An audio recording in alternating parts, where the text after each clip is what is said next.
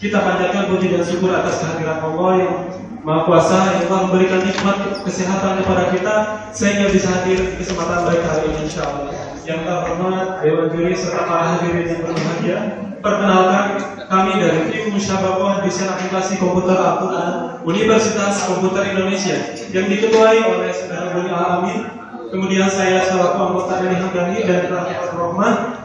Nama alat yang telah kami buat yaitu TASTIS adalah Training Kit Micro Braille Elektronik berbasis Microcontroller Amiga 2560 dan Android OS.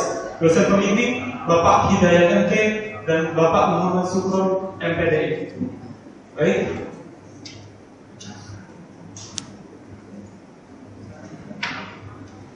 Latar belakang masalah yang telah kami temukan serta kami analisis sehingga mendasari kami untuk membuat alat ini, yaitu menurut data dari Kementerian Sosial RI menyebutkan ada sekitar 1,5% penyandang tunanetra di negeri ini. Berarti jumlahnya sekitar 3,5 juta orang. Dari jumlah itu, sebagian besar 80-90% adalah umat muslim. Kita tegaskan di sini adalah umat muslim. Kemudian Indonesia menempati peringkat pertama yang memiliki jumlah penyandang tunanetra terbanyak di Asia. Kemudian disusul oleh Bangladesh, India, Kamboja, kemudian Thailand.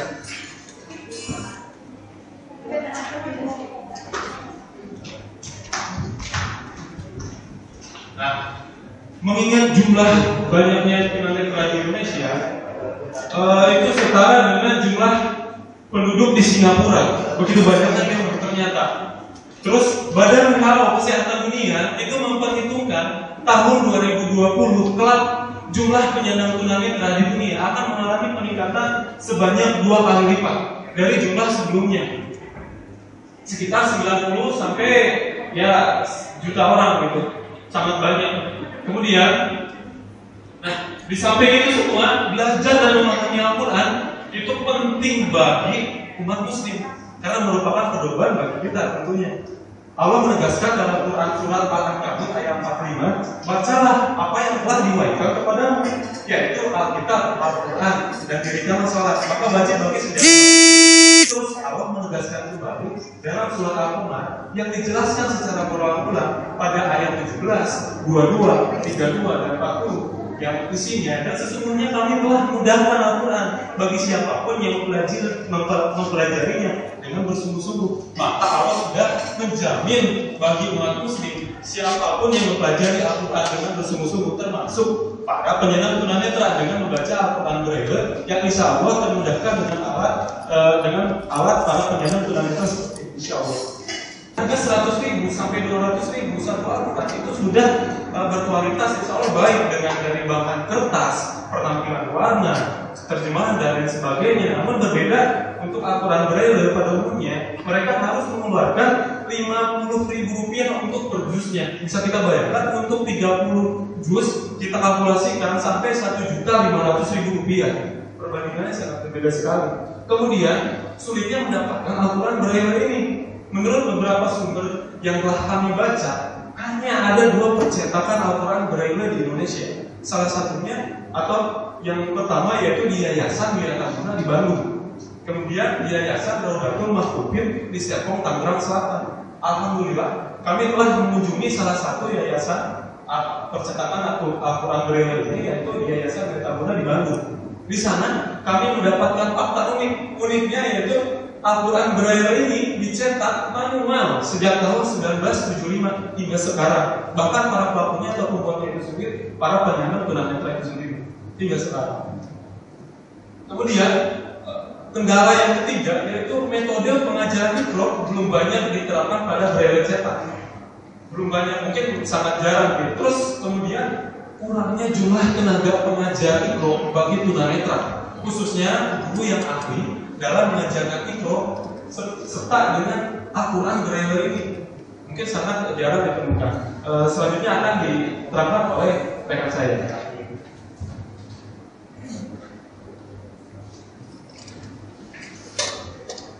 Dari semua pemaparan masalah yang sudah dipaparkan oleh rekan saya, kami mencoba memberikan solusi. Melalui TASTIS, Training Kit Micro Braille Elektronik berbasis Amiga 2560 dan Android OS. Nah, riset riset serupa mengenai perangkat elektronik tunanetra ini sebelumnya sudah dilakukan. Namun yang pertama di gambar kiri itu masih menggunakan Selenium, jadi masih belum standar sesuai dengan standar pembacaan untuk tunanetra. Lalu yang di kanan yaitu pen Al-Quran, saat ini sudah mulai digunakan untuk pembelajaran tunanetra untuk mempelajari Al-Quran, namun aktuatornya hanya sebatas suara, jadi belum mampu mengakomodir untuk pembelajaran membaca dan menulis.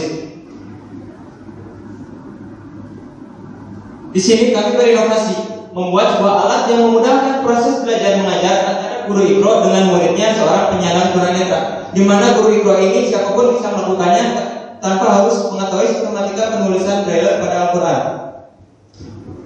Metode yang kami gunakan adalah metode pembelajaran sehari, yaitu Asharikah Hubul Muhaka, di mana ustaz atau saja dalam hal ini voice dari alat memberikan contoh bacaan dan santri menirukannya. Lalu konten pembelajaran Iqra ini mengacu atau merujuk kepada buku Kiai Haji Asad Umam yang sudah terstruktur dan tersusun rapi dari Iqra 1 hingga Iqra 6. Selain itu, penulisannya pun merujuk pada pedoman membaca dan menulis Al-Quran Braille dari Kementerian Agama Badan Litbang dan Diklat Batnas Pentasian Mushaf Al-Quran tahun 2011. Nah, ini berikut contoh-contoh huruf hijalah dalam Braille. Ada alif, ba sampai alif maksurah. Nah, di sini ada dot-dot hitam dan dot-dot putih. Dot-dot hitam itu mewakili dari sel Braille yang teraba, sedangkan yang putih itu yang tidak teraba oleh tunanetra. Di sini juga kami akan mengulas sedikit tentang membaca dan menulis Braille. Di sini saya contohkan kalimat kemudian, di mana dalam Al-Quran Braille ini dituliskan dari kiri ke kanan, tidak seperti kita membaca dari kanan ke kiri. Lalu penulisannya pun misalnya ini wa terdiri dari huruf waw pada sel kiri, sel pertama. Lalu disusun tanda bacanya fathah. Tanda baca ini diselipkan di sebelahnya, tidak di atas ataupun di bawah seperti Al-Quran pada umumnya. Lalu di sebelahnya itu sel ketiga itu hu, lalu tanda baca doma, lalu selanjutnya lagi zal, fathah kait dan alif maksurah. Lalu seperti apa sih perangkat taktis ini? Terdapat dua komponen utama, yaitu software dan hardware. Untuk yang pertama, software digunakan oleh pengajar Iqra tadi yang awas dengan disabilitas, yang itu taktis.apk. Mengapa kami menggunakan platform Android? Karena saat ini sudah mulai banyak digunakan dan sudah mulai user friendly oleh masyarakat kita. Yang kedua ialah perangkat hardware-nya, yang terdiri dari HC06 sebagai perangkat komunikasi Bluetooth-nya. Lalu sebagai microcontroller atau otak pengolah data atau ini ialah microcontroller Atmega 2560. Lalu sebagai aktuator suaranya ada di player MP3 dan aktuator pemerabaannya ialah piezoelectric braille display. Ini tampilan menu utamanya software itu Iqra 1, Iqra 6 dan materi Iqra-nya. Ini masing-masing Iqra-nya dari Iqra 1, Iqra 2 sampai Iqra 6-nya. Nah, ini tampilan isi atau kontennya. Yang di paling ke atas itu ada indikator braille display-nya, mewakili titik-titik yang ke atas atau ke bawahnya yang teraba atau tidak terabanya. Di bawahnya ada button yang ingin kita ajarkan. Misalnya kita ingin mengajarkan ABA kepada penyandang tunanetra. Kita tinggal klik button ABA, otomatis sistem akan mengkonversi dari Arab menjadi penulisan sistem ala braille, lalu tertera pada indikator. Lalu di bawahnya beberapa button navigasi seperti exit, voice untuk mengeluarkan suara, beberapa button navigasi halaman, next, back, lalu clear untuk menghapus atau membersihkan, dan send untuk mengirim ke microcontroller. Lalu bagaimana penggunaan taktis ini akan dijelaskan oleh rekan saya.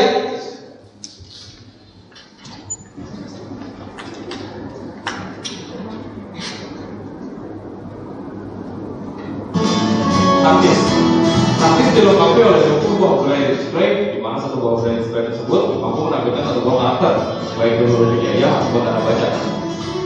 Taktis menggunakan rangkaian register untuk menampilkan data-datanya pada braille display. Rangkaian register tersebut terhubung kepada 32560 yang merupakan otak atau microcontroller dari semua proses yang terjadi di dalam taktis. Begitu juga dengan modul Bluetooth sebagai medium penghubung antara unit Android dengan taktis. Lalu bagaimana cara menggunakan taktis? Apakah sulit atau mudah? Berikut adalah video demo yang sudah kita buat dan juga di depan kita sudah diperagakan secara langsung oleh rekan saya.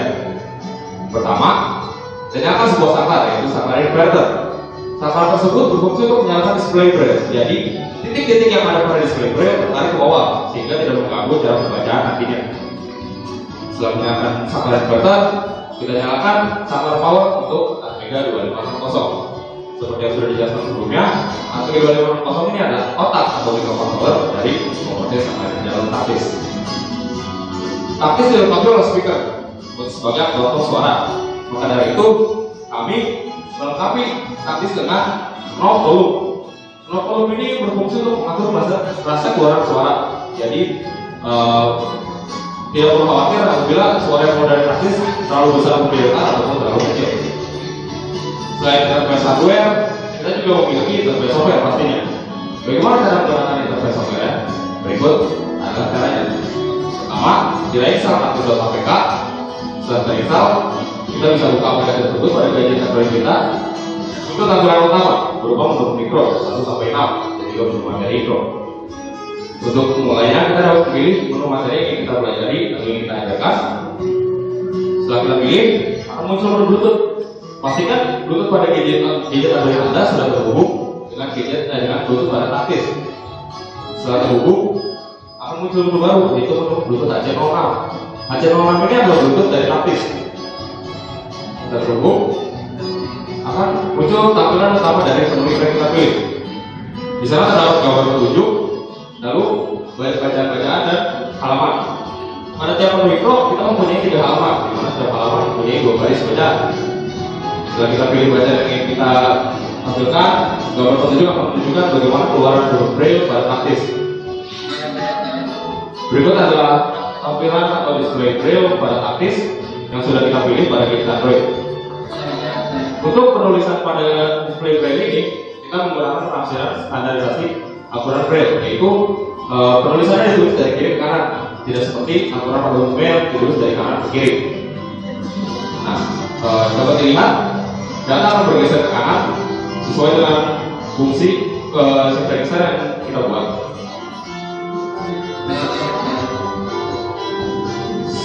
Tapi sudah dilengkapi oleh speaker.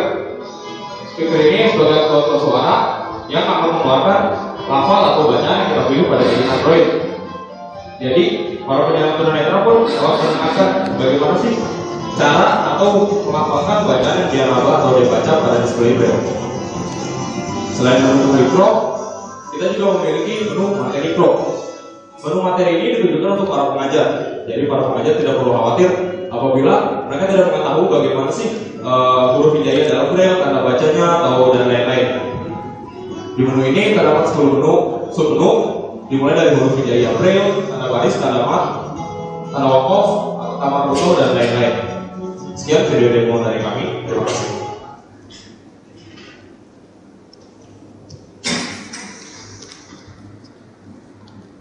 Kami juga sudah menguji coba beberapa kali alat ini ke Yayasan Wiataguna di Bandung, dan alhamdulillah alat ini sudah dapat digunakan sesuai dengan pembelajaran yang mereka terima di sekolah. Potensi dengan terbuatnya alat ini merupakan langkah awal kami membuat beberapa aplikasi lainnya seperti aplikasi berita untuk tunanetra, tools kalkulator untuk tunanetra. Para tunanetra bisa membaca buku dari Play Store langsung ke kalkulator, aplikasi games untuk tunanetra, sosial media untuk tunanetra, dan riset kami yang terdekat ialah membuat Al-Quran Braille elektronik. Manfaat yang dapat diambil ialah dari aspek agama, membantu menunaikan kewajiban para penyandang tunanetra untuk mempelajari Al-Quran. Lalu yang kedua dari aspek sosial ialah hak asasi tunanetra diperhatikan oleh lingkungan, karena yang kami ketahui ialah para developer atau pengembang software masih kurang untuk mengembangkan software untuk disabilitas. Lalu yang ketiga ialah aspek budaya. Aspek budaya mempunyai budaya saling tolong menolong dan budaya bersama, karena siapapun dapat menggunakan alat ini, bahkan untuk adik mengajari kakaknya, saudaranya, dan lain sebagainya. Kesimpulannya, melalui alat ini dapat mengatasi kurangnya pengajar mikro braille. Lalu yang kedua, ini merupakan upaya untuk mengurangi buta huruf Al-Quran di Indonesia. Selanjutnya, memberikan media pembelajaran elektronik baru bagi tunanetra. Lalu solusi sulitnya mendapatkan konten atau buku pelajaran terbaru dari tunanetra, karena ini bisa terhubung dengan internet, lalu faktor-faktornya bisa langsung. Dan yang terakhir ialah sebagai penelitian awal kami untuk membangun banyak aplikasi komputer lainnya untuk tunanetra. Baik, sekian presentasi dari kami. Mohon maaf bila ada yang kurang berkenan. Wassalamualaikum warahmatullahi wabarakatuh.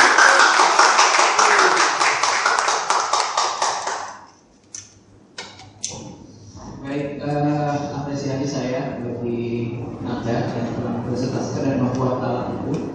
Sekarang saya tanya, alat itu sudah 100% bekerja belum? Untuk penggunaan secara fungsi jelas, tapi menurut saya masih terlalu besar. Kami masih terus melakukan Pengembangan ya agar lebih praktis lagi ya, tidak seperti itu. Nah, kemudian di latar belakang itu tadi Anda membandingkan harga Al-Quran yang biasa buat yang normal dan harga yang besar itu dengan harga yang begitu tinggi ya, selisih jalannya sampai 1,5 juta sama 1.000 kalau nggak salah. Nah, terus kaitannya dengan ini apa? Ya, kaitannya dengan ini. Apakah alat ini itu nanti juga bisa digunakan untuk sebagai alternatif untuk membaca Al-Quran bagi mereka yang buta? Kemudian setelah itu bisa jadi solusi sehingga lebih dan sebagainya. Yang pertama ini kan merupakan solusi untuk sulitnya Al-Quran Braille. Jadi dengan ini konten apapun bisa masuk termasuk Al-Quran. Tinggal update saja database-nya. Berarti dia bisa membaca Al-Quran. Insya Allah bisa Sebagai pengganti 30 juz. Bagaimana caranya? untuk riset selanjutnya kan ini masih belum selanjutnya Al-Quran. Di sini untuk berapapun kapasitasnya karena ini menggunakan memori eksternal, jadi bisa masuk ke.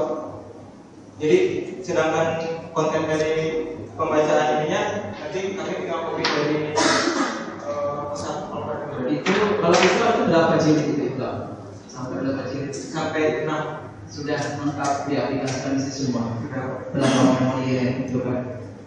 1 sampai 6 itu untuk suaranya kira-kira hanya 5 MB. 5 mega suaranya saja. Kemudian untuk ya softwarenya itu menggunakan Arduino itu sangat dekat sekali Pak. oke, berarti ada masih sangat jauh kalau untuk membuat fokus lakukannya. Oke, tapi ada upaya sana.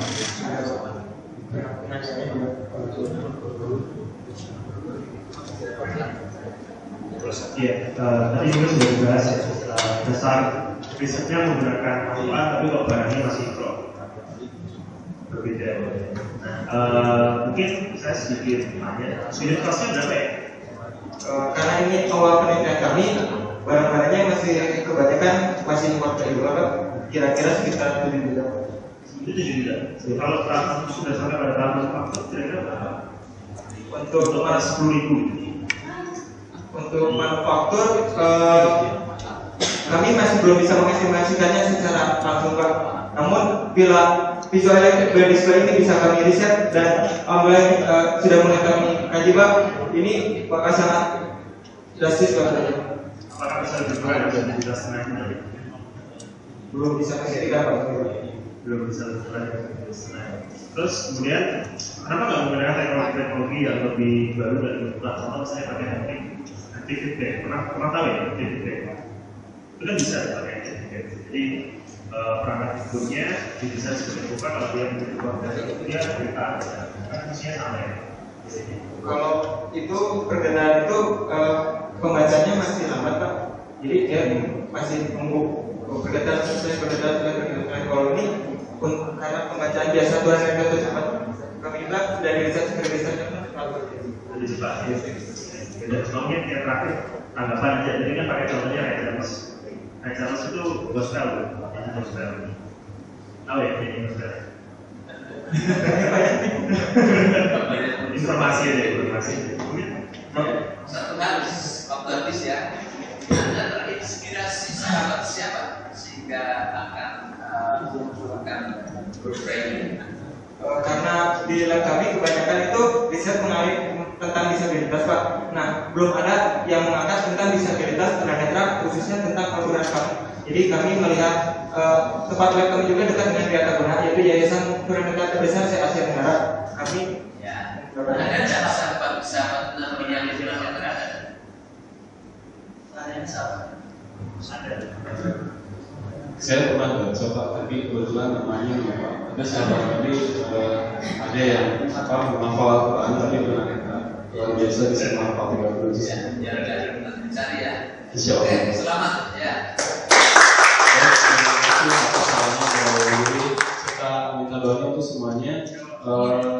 Semoga tujuan dan rencana kami untuk membantu para penyandang tunanetra, dan insya Allah hal ini Pak kami nanti tidak menjualnya, tapi memberikan secara cuma-cuma. Insya Allah mudah-mudahan doakan bisa terlaksana. Terima kasih. Assalamualaikum warahmatullahi wabarakatuh.